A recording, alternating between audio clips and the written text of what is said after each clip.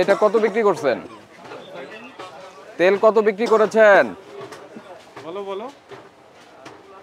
Body প্রাইসের চেয়ে দাম আপনি বেশি নিতে পারেন কিনা, আইন অনুযায়ী আপনি পারেন কিনা?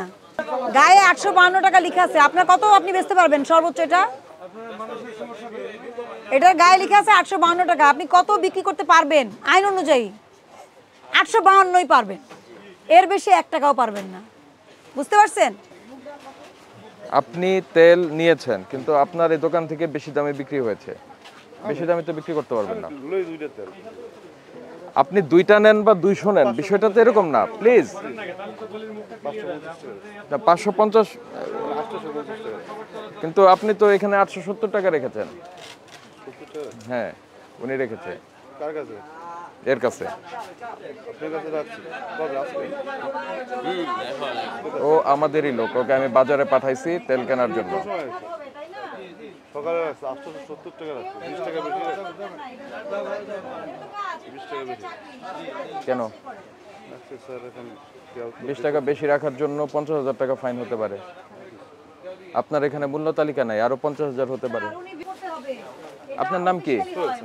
সোহেল সাহেব, দেখেন কোত্থেকে বের হচ্ছে। এই মূল্য তালিকা থাকার কথা বাইরে টানানো করছে। দেখেন তো কবে, তারিখটা কবে? 25/10, মানে সেই 2024-এর। এরপর আর করেন নাই। কি নাম আপনার? সিয়াম। এই মূল্য তালিকা আপডেট করতে হয়, আপনি জানেন না? এই সোহেল সাহেব, এটা দেখান আমাদেরকে। 2024 সালের অক্টোবরে আপনি শপিং করেছেন। শোনেন, আপনি বেশি দামে তেল বিক্রি করেছেন এবং মূল্য তালিকা প্রদর্শন করছেন না। আপনাকে এই 2 ধারা আমলে নিয়ে আমরা 8,000 টাকা ফাইন করছি, জরিমানা পরিশোধ করেন। আসসালামু আলাইকুম। আপনি কি তীরের ডিলার? হ্যাঁ, তেলের কি সরবরাহ ঠিক আছে? আমরা ভোক্তা অধিকার অধিদপ্তর থেকে। সরবরাহ তো ঠিক মতো দিচ্ছে না। কিরকম? কোম্পানি মাল দিচ্ছে কম, অল্প অল্প দেয়।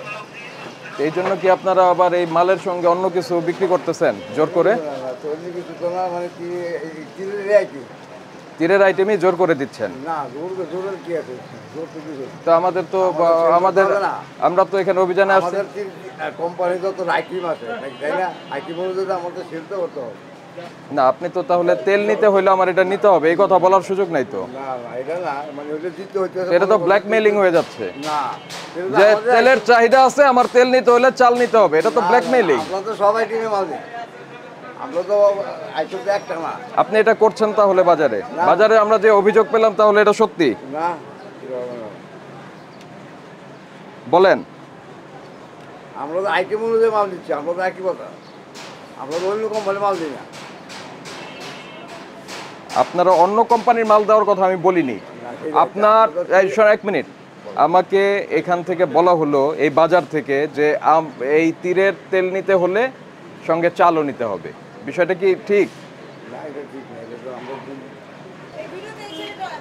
কি নাম আপনার? নাজমুল ইসলাম। তা আপনি তো বলতেছেন যে চাল না নিলে তেল পাবা না, চাল না নিলে তেল পাবা না, এই কথা তো বলছেন আপনি, বলছেন না? এই প্রসিকিউশন লেখেন।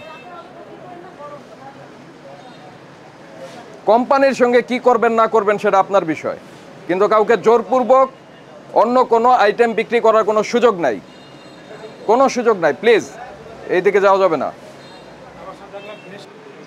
বাজারে তেলের সরবরাহে ঘাটতি ছিল,